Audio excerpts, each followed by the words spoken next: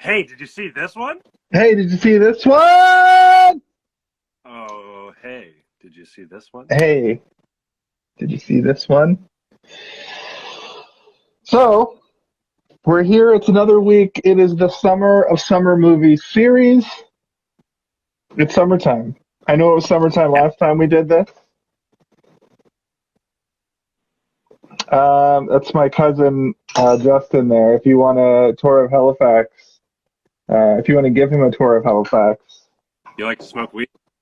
he has been known to take an edible or two in Partake. his time on this planet. Hi, Mrs. Maddie. She can't hear you because I wear headphones. Let's Ah, see, wear headphones while we're doing this thing. So it's 5 after 9. We managed to start right on time this week. No technical difficulties. You're here. we're getting good. We're getting better. We're getting good at this. This first episode of the summer movie series is Wet Hot American Summer, written and directed by Michael Showalter and David Wain. So wet, Directed by hot. David Wain. Pardon me? So wet, so hot. So hot, so wet, so funny. Different. Different than anything I've ever seen. I mean, I've seen this movie many times. It's one of my favorites. Spoiler alert, right out of the gate, I'm going to give you my rating. It's a hard 4 to 5. Um, it's one of my favorite movies, especially because of the amount of actors that got their start. I was gonna say like everyone that's in this movie, this was kind of like around their starting point, wasn't it? Yeah. That's pretty awesome. Did you ever go to camps as a kid? Not like that. How did I pin this shit last time? Whatever. I got it. See at the top? It says what it is at the top here. Oh, nice. How'd you do that? When I joined up, it was like, do you want to fucking? Oh, here we go. There, pinned. Do you want to put a title on your video? And I was like, yeah, I want to put a title on my video. I'll Heck yeah. call it what? Hey, did you see this one? Wet Hot American Summer. And then it was like, that's too many. That's too many characters. Well, I didn't even actually try. Next time I will. But see, at the top of your screen there, you can probably even see it. It just says Wet Hot American Sum. Mine just says wet hot American. Okay. So there you go. So how many times have you seen this movie, first of all? Um, so I think altogether I've seen it like maybe 3 times. I saw it when it came out on Netflix, and rewatching it, I think I have like all like I have the prequel and the 10 years later or whatever kind of meshed together. But yeah, no, I think I've seen it like 3 times or whatever when it like a little while ago when it came out on Netflix, and then uh, once on the weekend, and then once again today. So it's funny. I had to do one of these ones because Ah, it's not on Netflix. it's not on Netflix anymore. Yeah, they just have the 10 years later and the pre. I think it's a prequel and a sequel. So the prequel is the first day of camp Yeah, where they're younger, but they're they're like younger, but they're older. a little bit older. But then the 10 years later is like 20 years after them. Like it's very recent. So they're super older, but they're pretending to be only 10 years older from summer camp. It's supposed to be like the early 90s, Yeah, yeah. which is also hilarious because Michael Showalter specifically, Is he the he, guy? He's what's his face, right? he's Coop. Yeah, yeah, yeah, yeah. And then later he plays the like hack comedian guy on the Yeah. talent show.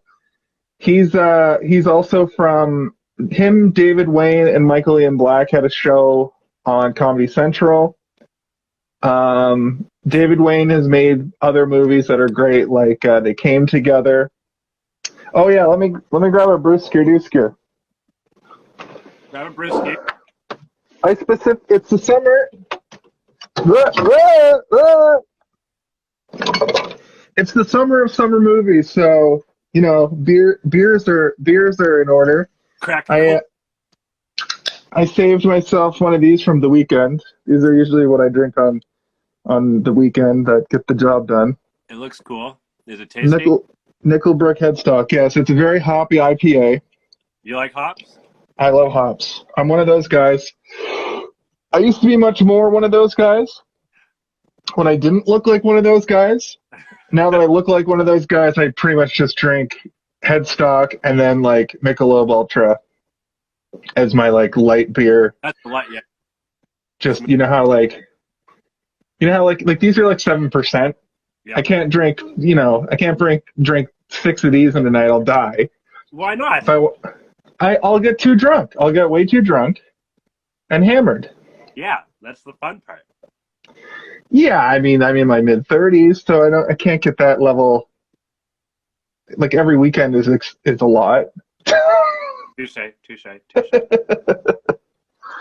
So, how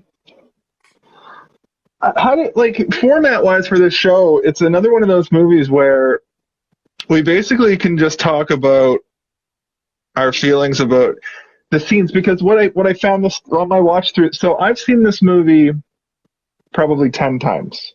Mm-hmm.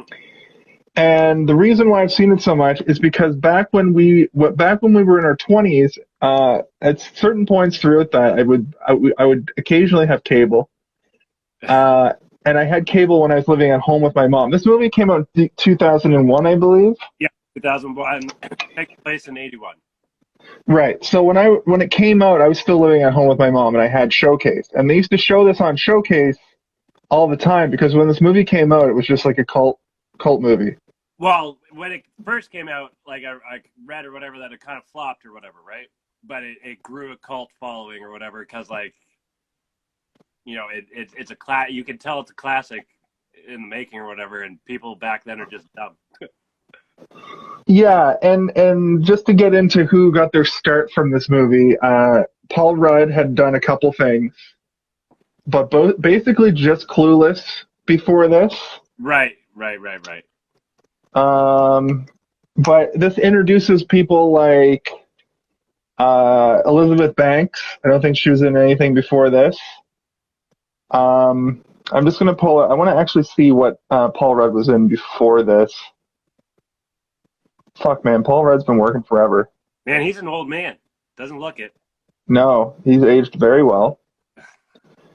So he was actually okay. So he did Clueless, and then he was like a recurring character on a show called Sisters.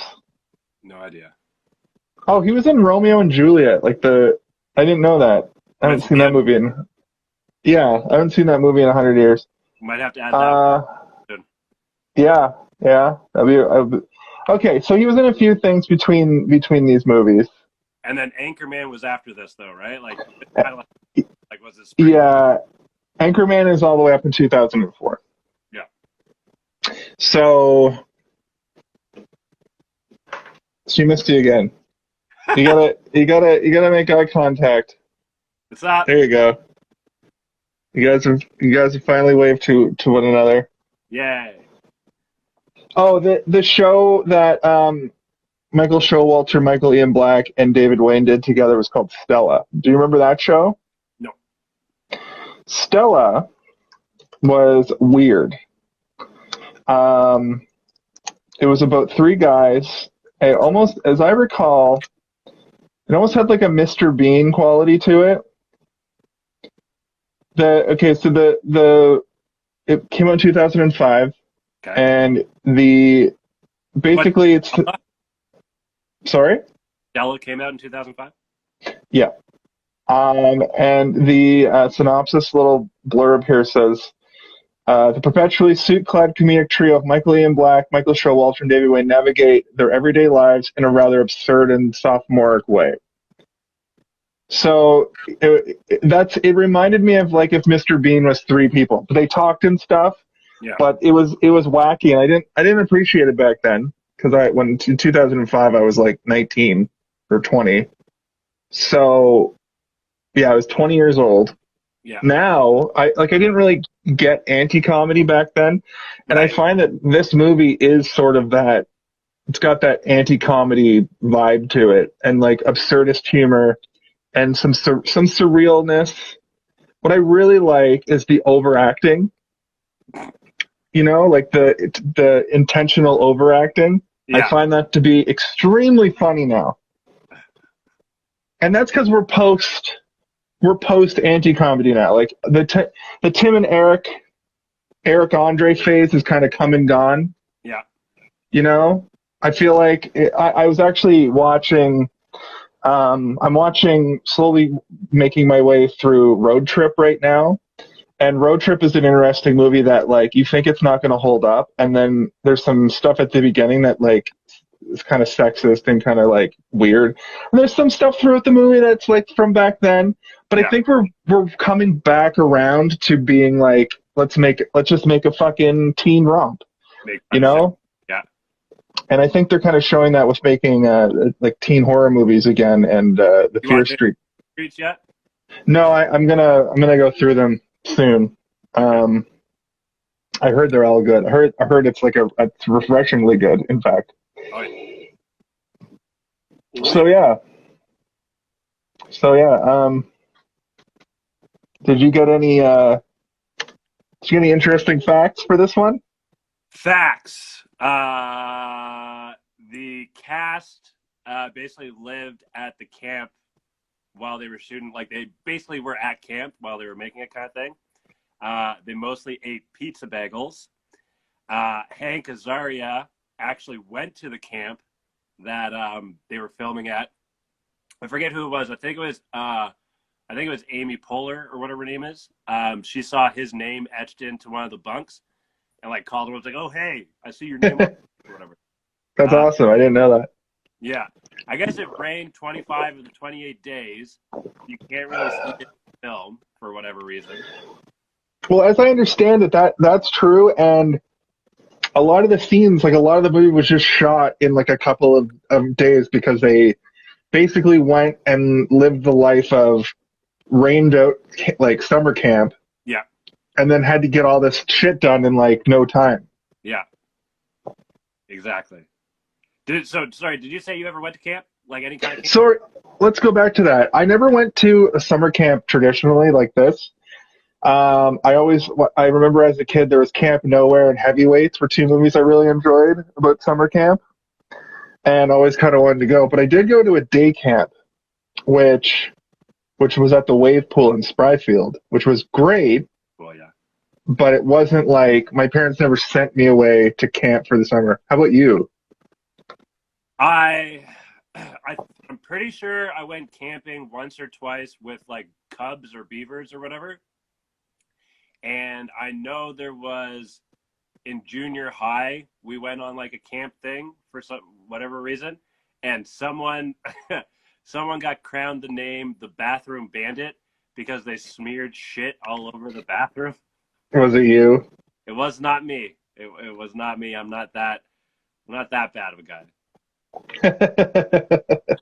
Pretty gross. That's pretty fucked up. I'm sorry that I accused you of that. I thought you were going to go somewhere else with it, and I was either way. I was going to ask you if it was you, but when you said smeared shit everywhere, I was like, maybe I don't ask him this. Yeah, it was still My funny. I nickname think that day was Stinks. stinks Yeah. seems like the kind of thing that stays with you and messes you up a little bit. It's definitely a name that stuck around for a while, and with friends or whatever, like it's just kind of part of like a chapter of my life or whatever. And so it's like, whatever. But Yeah. like when my friends introduced me to someone new, I had to break them of the habit of like, yo, don't introduce me as Stinks, man. Like, Yeah, I mean, I never had a nickname that wasn't like a derivative of my name, but I've known people. There was this one kid in high school. It was a similar thing where people like we colloquially knew him as Ripped Pants. And the thing was, is like that was only like a thing between like maybe six people. was it But was it it start out of the pants? I think he just wore like we dressed punk, right? So he just I don't know. They just a couple people called him Rip Pants, and it took off. And I had a similar thing where I was like, hey man, this is Ripped Pants here. And he took me aside and was like, can you not introduce me as Ripped Pants anymore? I feel like I've grown out of that. I feel like I've become more than the guy named Ripped Pants. So I know what you're talking about. I could see Stinks being an especially difficult one to have to stand there and be like, dude, like, what? Stop calling me Stinks. The way it started out as Stinky, and and so Stinks was actually cooler. But it was like in junior high, and it was like right around like what's it called? What's it called when your body goes through changes? Puberty. Yeah, that's the one. So like I had a sleepover at a buddy's, and like I didn't have like deodorant with me at the time. Like it just wasn't a thing for me at the time. And then so the next day I fucking stank a little bit, and so he called me Stinky, and then his mom called me Stinky, and then he just called me Stinky for like as a nickname or whatever. And then my buddy tried to make it cool by calling me Stinks. And then I tried to make it cool by saying, yeah, like I sell weed or whatever. I always smoke weed or whatever, so I always stink like weed or some shit. Yeah. That's how I tried to But the reality of it was like, hey man, don't call me Stinky anymore. Yeah, no, everybody stinks. I'm like, man, like I don't know this person yet. Like let them get to know me first, and then they can have the nickname privilege. Yeah, and on top of that, you've been calling me this thing for so long that it's like when a huge guy is called tiny. I smell delicious. So yeah, while I didn't go to summer camp, much like your stories, I did have like similar experiences. Like me and my buddy Jacob would take a tent out into like I grew up in rural Nova Scotia. Like I grew up in Shad Bay and Prospect area. Mm-hmm. So even when I moved to the city in my teen years, we'd take a tent out into the woods. Yeah. And we'd bring snacks and weed and fucking be little weirdo stoners in the woods. That's what Or I went camping in the trailer park that the first season of Trailer Park Boys was filmed in, because he had family there. What's that? Over like Dartmouth area, something like that. Yeah. And just a lot of stuff like that, and I think that's the difference, because I think where does this movie take place? The question. I want to say, you know what? I don't know where. For some reason in my head, it's outside of Philadelphia, but I don't know.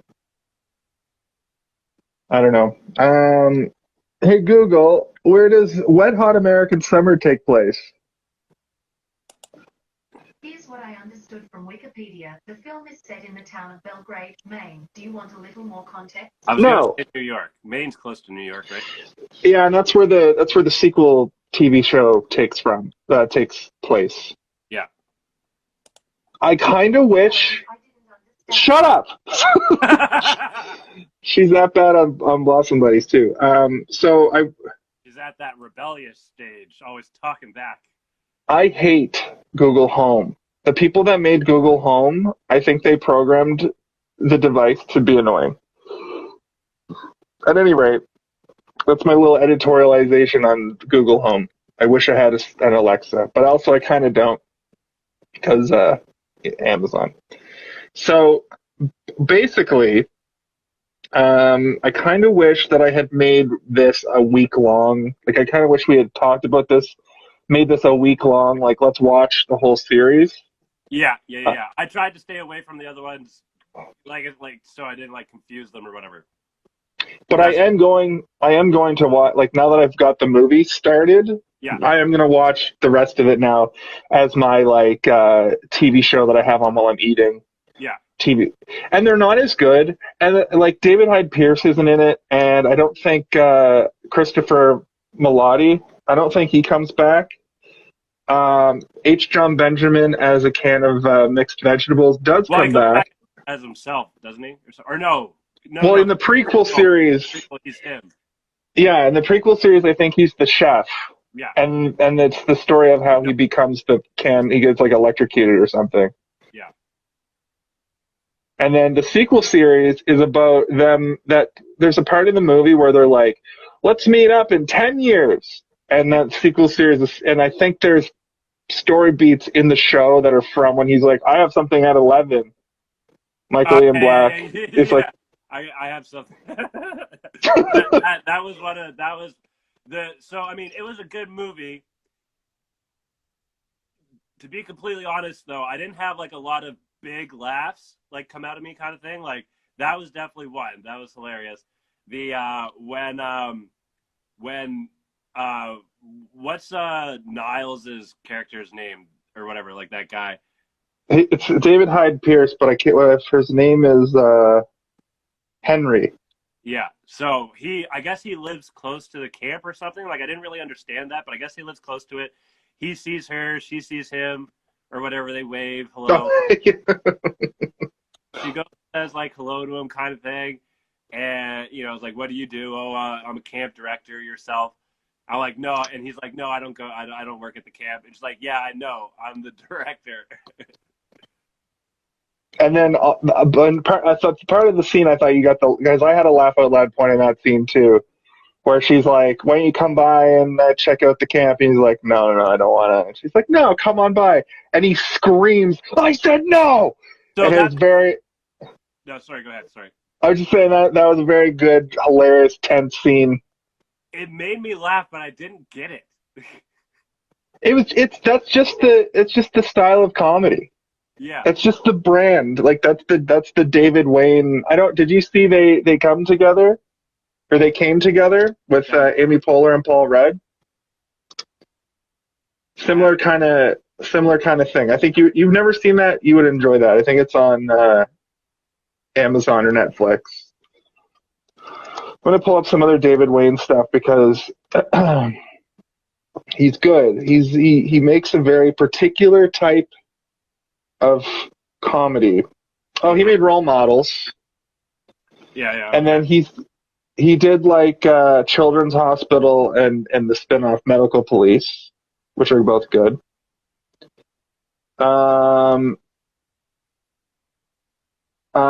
Some other stuff I haven't seen, like The State. That was one that's David Wain show where he's like the main character. Oh wait, sorry, I'm an idiot. The State was an MTV troupe sketch comedy show starring all of the people that are in this show, like Joe Latrulio, Ken Marino, Michael Ian Black. Ever is hilarious. Who? Joe. I don't know how to say his name. Latrulio or whatever. Joe Latrulio. He plays what's his face from Brooklyn Nine-Nine. Yeah. He's hilarious. He cracks me up every time. The guy with the fro. My internet's being weird. Like I don't have like my info up in front of me for like the cast and shit. Ken Marino. Ken Marino is the guy with the afro, and he's from a bunch of stuff too now. Yeah. His character is funny. I like that. So interestingly enough, The State, the sketch comedy show that has most of these people on it, a bunch of them would go on to be on Reno 911. Yeah. So that's the connection there. Such as Nita Hellman. No wait, not Nita Hellman. Sorry, Carrie Kinney, Thomas Lennon, Robert Ben Garant, and then bit parts from most of the people that were on The State. Like I think Michael Ian Black shows up on Reno 911, Ken Marino as well. Which is great because I like to see it. I don't know if they're from like the UCB comedy upbringing or if they're from Second City or what, but I think it's one of those situations too where they all probably up. I think Amy Poehler's from UBC, which is Upright Citizens Brigade, which I think is Chicago. I'm going to actually look that up. They might have chapters all over. New York, LA. Yeah, New York and LA. And that's where a lot of comedians come through, and Second City as well. And those are the people that get farmed into shows like Saturday Night Live and get pilots and end up working together on TV shows and stuff. Yeah. And I really enjoy that. I find that really interesting to follow people's careers like that. And I kind of have fallen off that in my later years. But when I was growing up in my 20s and stuff, everybody in this movie specifically, I think would go on to watch something they've done. Like Joe Latruglio, he was also on Reno 911 towards the end. And of course, Reno 911, he's Boyle. Ken Marino, his next thing that he did was Party Down, and that was his big break. And then nowadays he's on Black Monday, which is a great show with Don Cheadle. What was the other thing I saw? I've seen him in like a few movies. Oh, yeah, I think Role Models. He had like a little fun Role Models, dad or whatever. I thought, in my head, it's weird. I thought Ken Marino had a bigger part in this movie.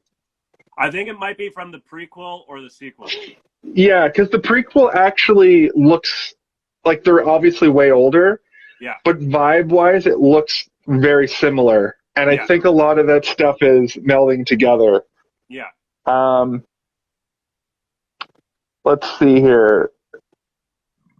Okay, he was in Brides. No, sorry, my bad. I'm just trying to find what's something. Oh, he was on Veronica Mars. Weird. I'm going to hit the viewers with another interesting fact.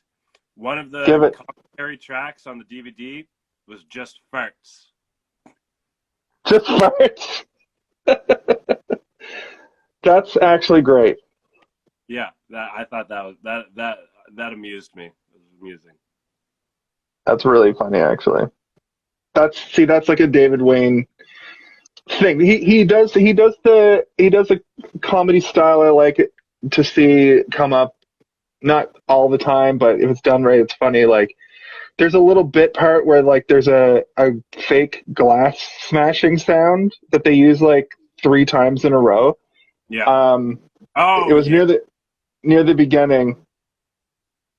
It was Janeane Garofalo was holding something while she was talking to David Hyde Pierce, and she throws it down, and it makes like a hilariously fake smashing sound. Yeah. And then in the next scene, they use it again with 2 separate people.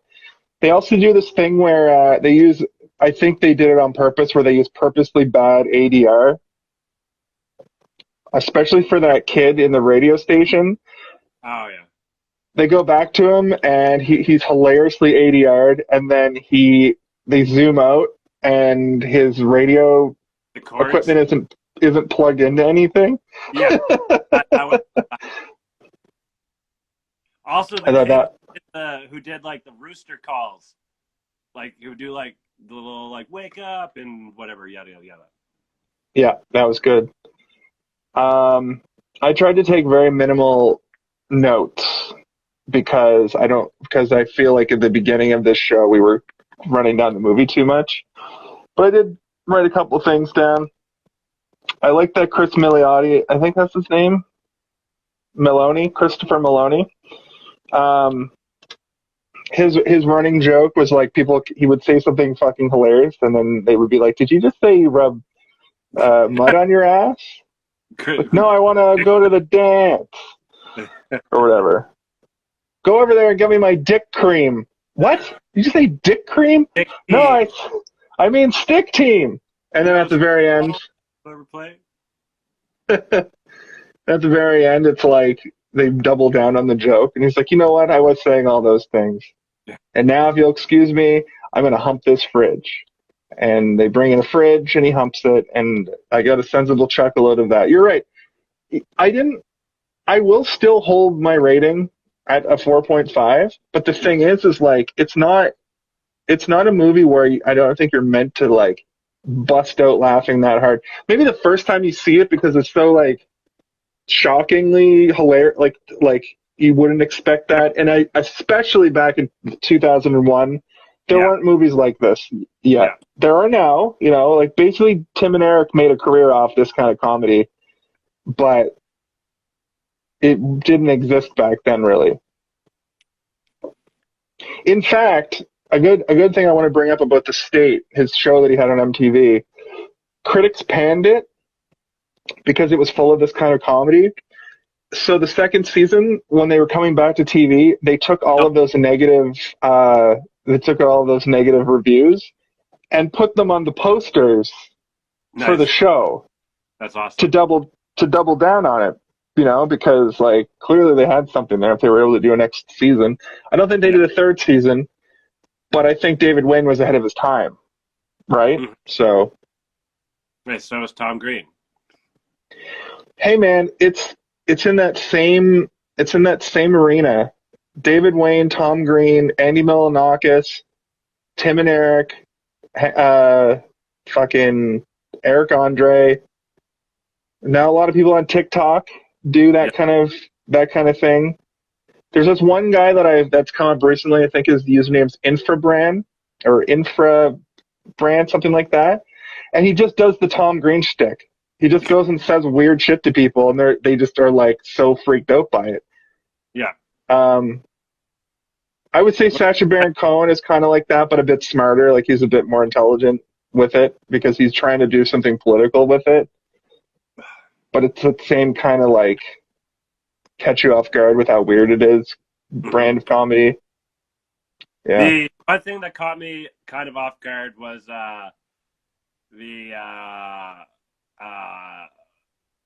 like the gay scene or whatever with like Bradley Cooper, the other guy, Michael Ian Black.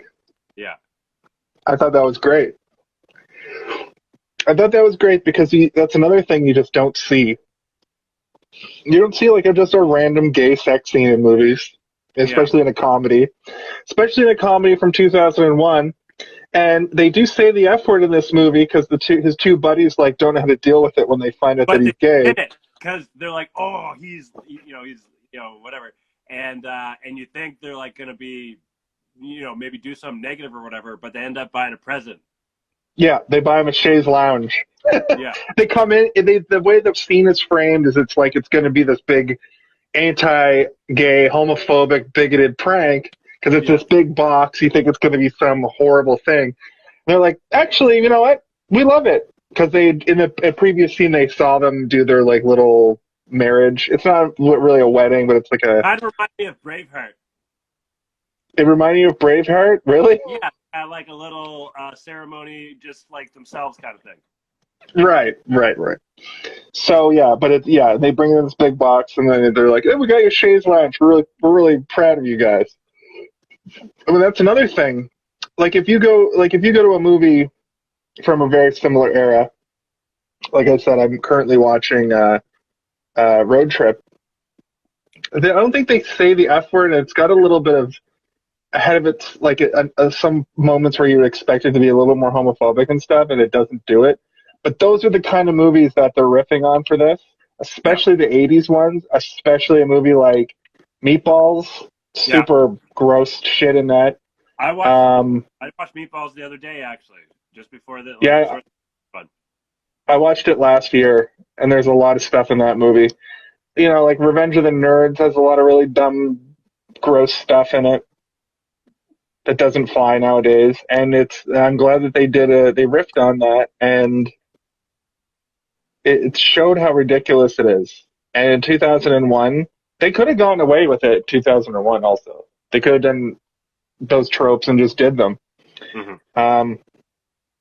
But it was well done, and I just love that movie, and it doesn't have the most coherent story. And the climax of the movie sort of has like three different things happening at once. Like they throw in this storyline where a meteorite's going to hit the camp, while simultaneously there's kids is falling apart or something like that.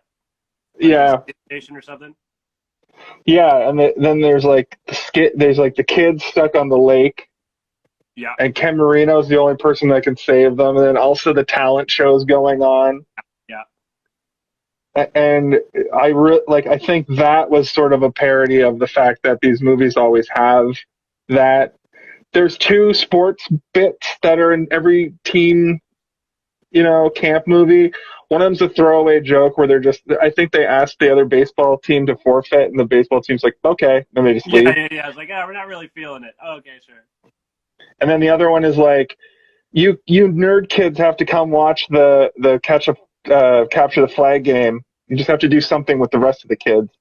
Yeah. And they go watch it, and then it turns into like a fucking crazy war. So, yeah, it's true. What's the guy's name? Like the really nerdy guy that was kind of like doing the robot voice. He was like playing with a team. I think his name's Ned or something. There's a guy that I went to school with that guy reminded me so much of this guy I went to school with. Like very similar in appearance, very similar in their mannerisms. Right. That's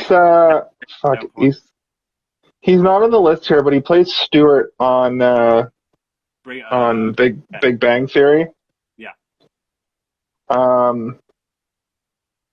But yeah, that's funny. Like he was somebody's little brother. I think he was Dave. What's his face's little brother? Where is he here? McKinley, Michael Ian Black. I think they say that he's his little brother, and he acts like a total like he's an uber nerd, even compared to the nerd crew. Like he doesn't even hang out with them, and he is like, I only talk like this the whole time. I am a robot. Yeah, and his character. That's funny that you knew somebody that was like that, because the guy's nickname was Muffin Head.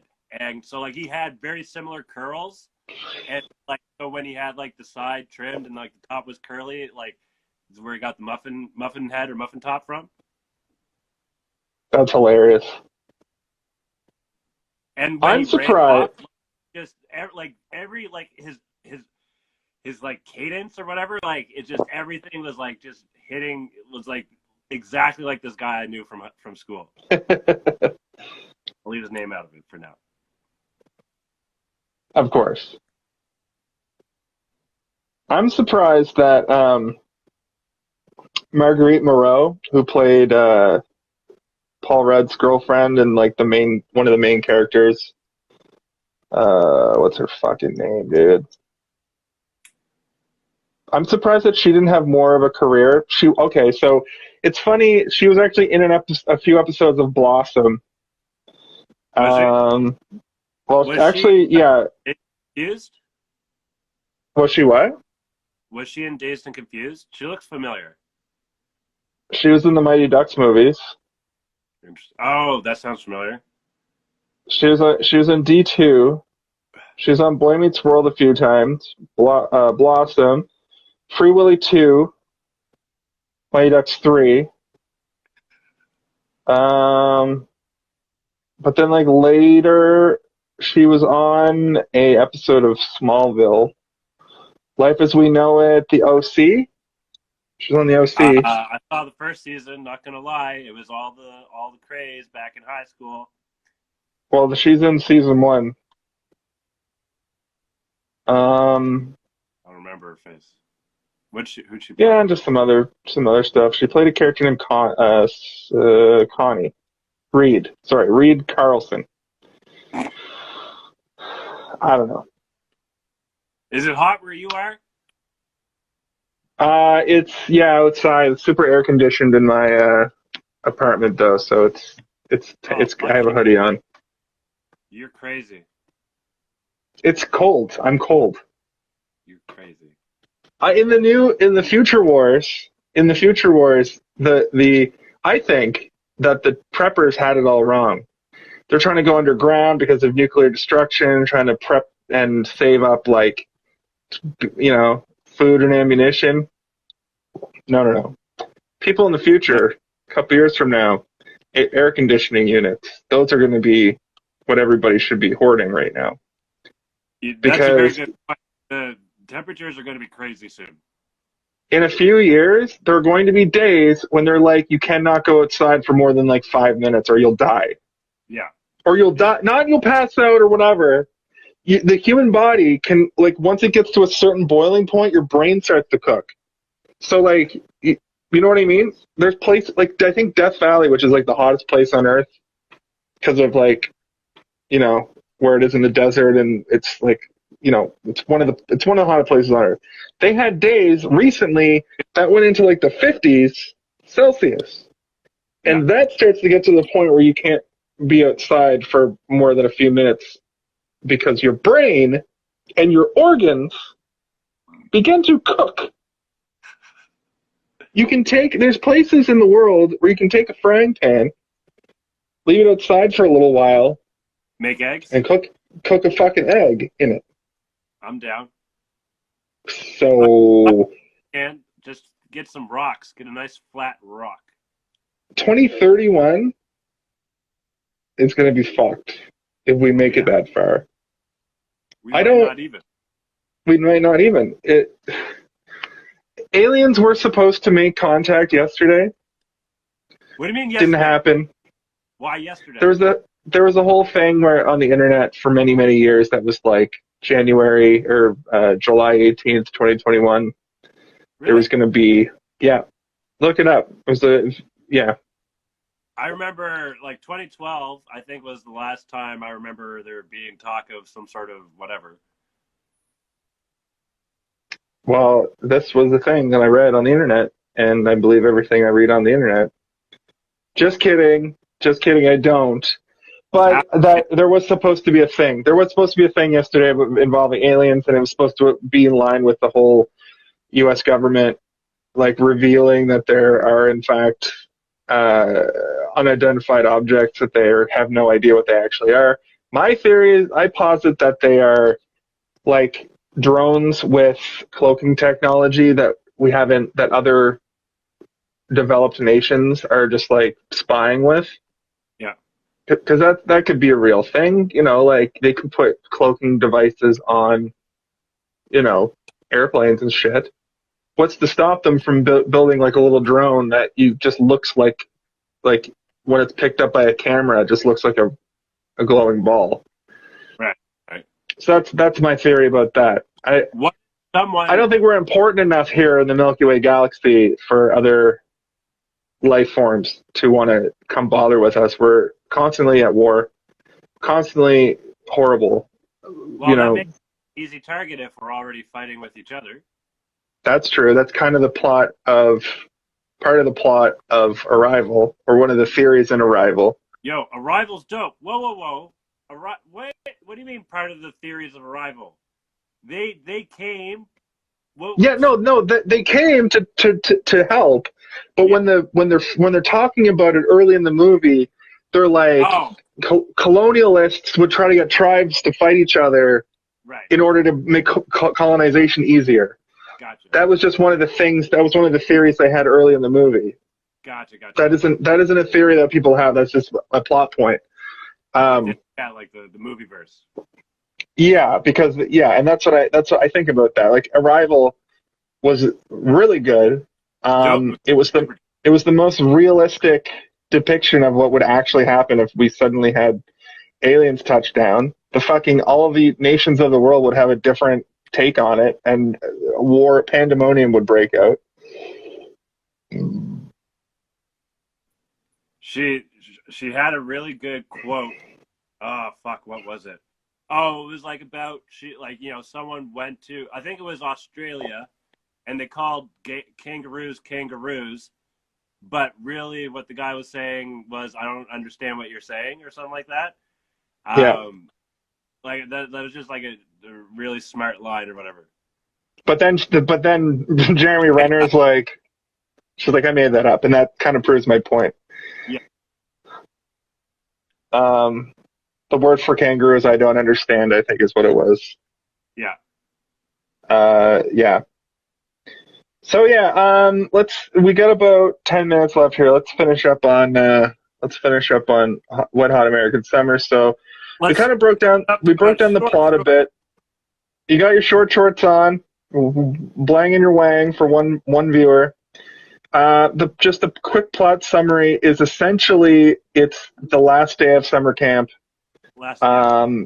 and it's a story of all these kids who have different points in their life. Some are Okay. like, older. What's it called? What are the people that camp counselors? Some of them are young, but the joke is sort of that like the actors in the movie who are like older are clearly like 30, like clearly not teenagers. In fact, at one point, what's her face who I was just talking about? What What's are, your favorite Magdalene Moreau? What's her fucking name, dude? thing? Katie. Marguerite Moreau. She says, I don't know, at the end of the movie, she's like, I don't know what I'm doing. I want to go be with Andy. That's Paul Rudd's character, who's just like, can't get out of his own way with how badass he is. I want to go be with Andy. When counselor or director or whatever like told him that like he like throws his plate off the table, and I was like, oh, yeah. He picks it up and then drops it again. He's like, oh. That's that. I always laugh out loud at because that perfectly encapsulates what that character is like. Yeah. He's just always like, yeah. But at the end, you think that Coop's gonna end up with Katie, and she's like, actually, I'm gonna go back with Andy because he is chiseled and ripped, and I'm only 16, and I don't want a relationship like that right now. And I'm like. Also, Molly Shannon is like me, a 34-year-old, when she's clearly like, she's already been on SNL for many years. Yeah. She's clearly a bit older than 34. I really enjoy that. And as the shows go on, in the prequel, because that came out like 10 years later, 15 years later, right? Mm-hmm. Yeah, I think that came out like 2015. So they're even older. And then, like I said before, the sequel series is only supposed to be 10 years after they initially were at camp. So it's like I said, it's only supposed to be like 1991, and they all look even older because they're all like 50. They're playing like 20-year-olds or 25-year-olds. Terrible. I have no. It's very. You what? I'm terrible with age. Like I don't fucking know. Like I really don't. Like I have no idea how old any of them are in that movie. They're not 16. Like I know that much, but like I don't know. Maybe it's because they're American. Like maybe American. Like do Americans just look older than us? I don't know, but I'll bring up Road Trip again. The dude from Road Trip. What's his name? He was in like a bunch of stuff when we were teenagers. Beck Bennett or Breckenmeyer. Yeah. This dude is playing. Tape? What? He's the guy that made the tape, right? Yeah. Yeah. Keep going. I can still hear you. Breckenmeyer is 47 years old now. So in 2000, he was playing 20, and he was very obviously 27. Yeah. Very obviously 27. In fact, it's funny that I just discovered that because I guessed it.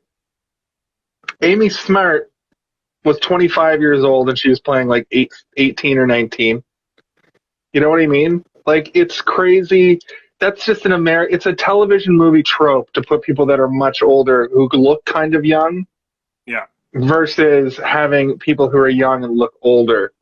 Yeah. And that's probably because of laws and stuff. But I think it's crazy. It's easier to get someone age to work.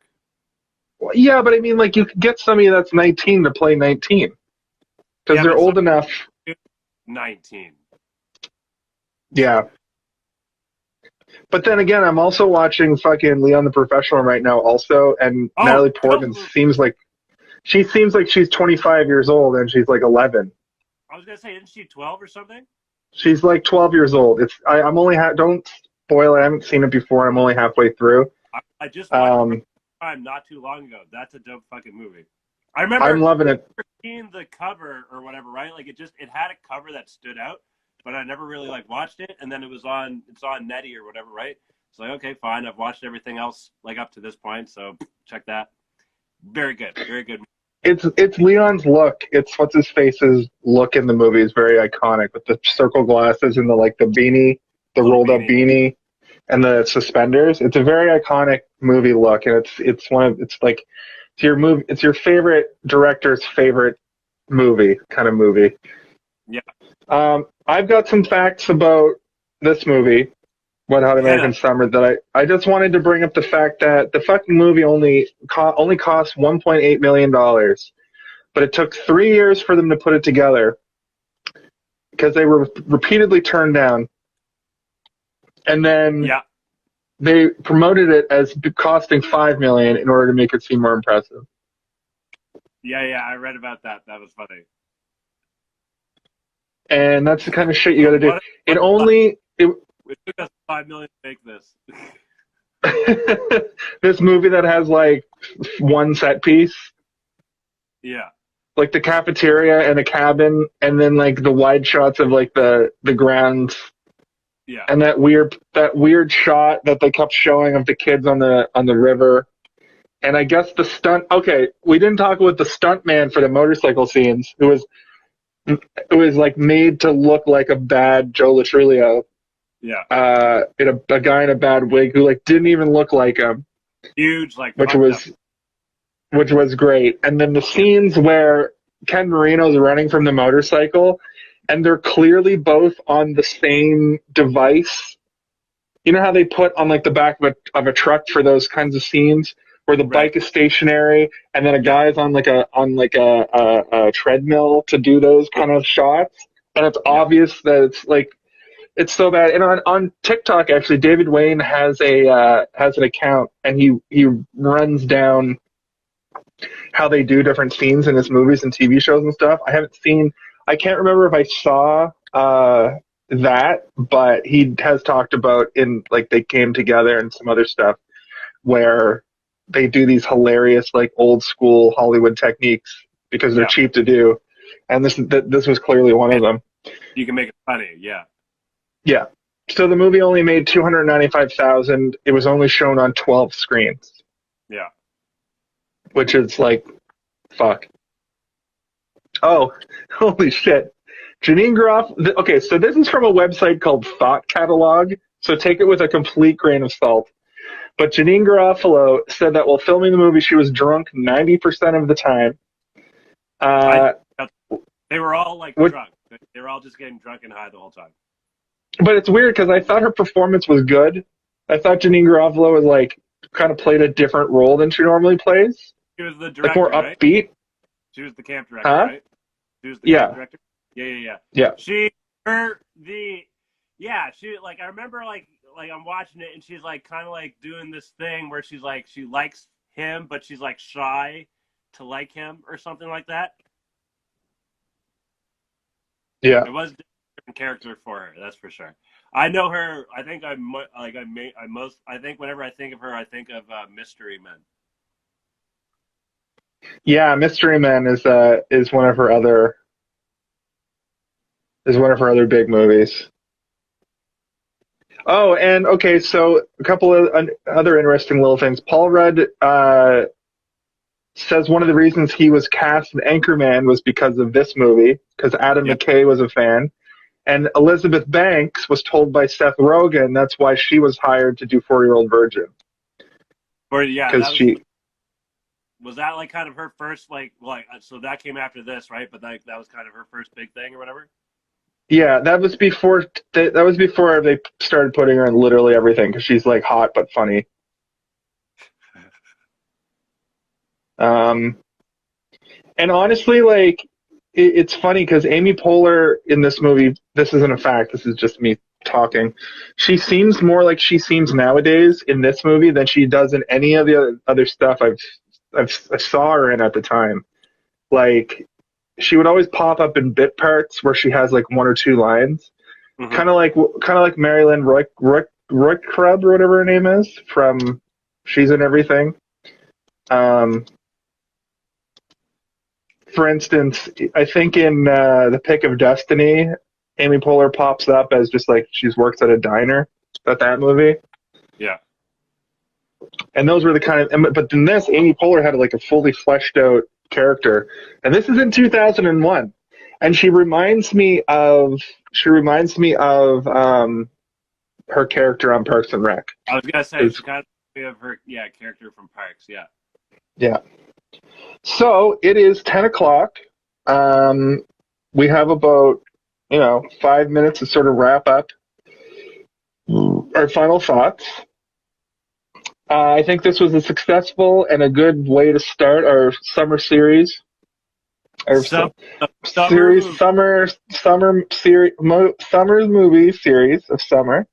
Summer of summer movie series. Yeah. I did that on purpose to just mess with us. I think you did that for us for the hey, did you see this one?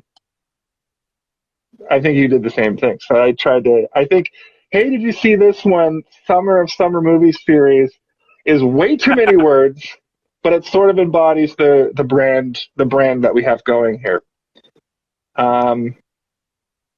But I already told you how I feel about this movie. It's one of my favorite comedies of all time. I would say in a top 10, I don't think it makes a top 5, but I think it definitely makes the top 10 of comedies of all time for me. 4.5 out of 5. How did you feel? To trying to take a grand scale or whatever, like look at everything. I definitely enjoyed it. I definitely had some laughs. It's definitely something I would pop on, once in a while. I was like, oh, I haven't seen this in a minute. Let me check it on. Let me be devil's advocate, and I'm trying to think of what I've rated other things now. Anyway, it doesn't matter. Oh, it's hard. It gets, especially when you start rating movies of the same series. Yeah. I have to go back and look sometimes for my ratings because I'm like, well, if I said that I like this Marvel movie more, but it's the third one, I have to rate it higher. But I have rated the previous one like way too high. But I think that it'll fly here. I think you can give it whatever rating you want, and it's going to be just okay. I'll give it a 3.3. 3.3. Yeah. 3.3. Well, that's good. It's above half. That's a good. Yeah, I mean that's good. That's good. I really enjoy this movie, so I'm going to have to respectfully disagree. Again, not that I didn't like it. I did like it. It's just, especially with that cast. I mean, I guess it was years ago, like 2001, like you said, but it could have been better, right? I think if to play devil's advocate to myself, I think if they played it a bit more abstract and made it a little bit more coherent, I think that the TV shows do a better job at keeping the storyline kind of going. Yeah. Maybe, but I like it for what it is, for what David Wain created, personally. No, applause. Good job, team. Good job, everyone. We've done it. They've done it. We've done it. This has been another episode of Hey, did you see this one? Hey, did you see that one? Should we tell viewers what's up next on the horizon, or leave it at That's what I was just about to say. I believe you have the list. You have the master list. I believe I know what it is. Yeah. Is it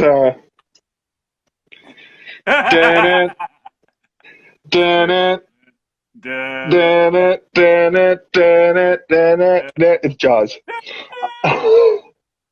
We're gonna tackle Jaws. I haven't seen Jaws since I was a kid, and I've only seen it on TBS, and I think it's heavily edited on TBS. For sure. I think I've only ever seen it once, maybe twice. So this is gonna be it's gonna be a good one. Yeah, and it's It's a Steven Spielberg Bergian horror summer block. It's like the prototype summer blockbuster, but it's also like a monster movie, but it's also like a horror movie. Yeah, So kind like, of, yeah, a little bit because it's chasing after you kind of thing. yeah. So Did you know Steven Spielberg had his name on Freakazoid? I don't know yeah, how or why. because Warner Brothers. Yeah, but like, why did he put his name on it? Because it was part of a studio, I think. Did he like it though? Does he like the silliness of it? I like it, but like, it's just Don't you remember them making on Animaniacs that constantly made Steven Spielberg jokes yeah, that he voiced? yeah. Well, Freakazoid is a spinoff of Animaniacs. Yeah, because he was like he was like a little skit within their show or something. Like I think the same thing with Pink in the Brain or whatever. Yeah.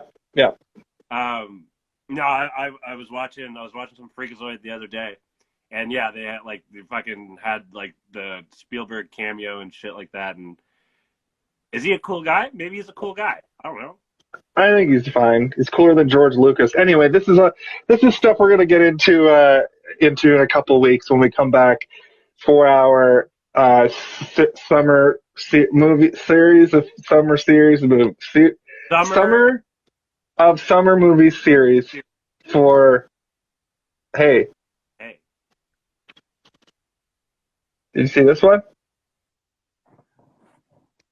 Hey! Did you see this one? Hey, did you see this one?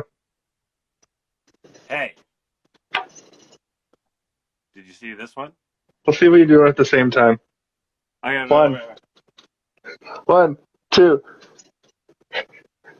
Hey, did you see this? Okay, I'll do not go on 3. On 3. Okay. 1, 2, 3. Hey, did you see this one? There might be a delay. Anyway, have a good night, guys. For Kaylin, I'm Jason. And for Jason, I'm Kellen. Hey, did you see this one? Bye.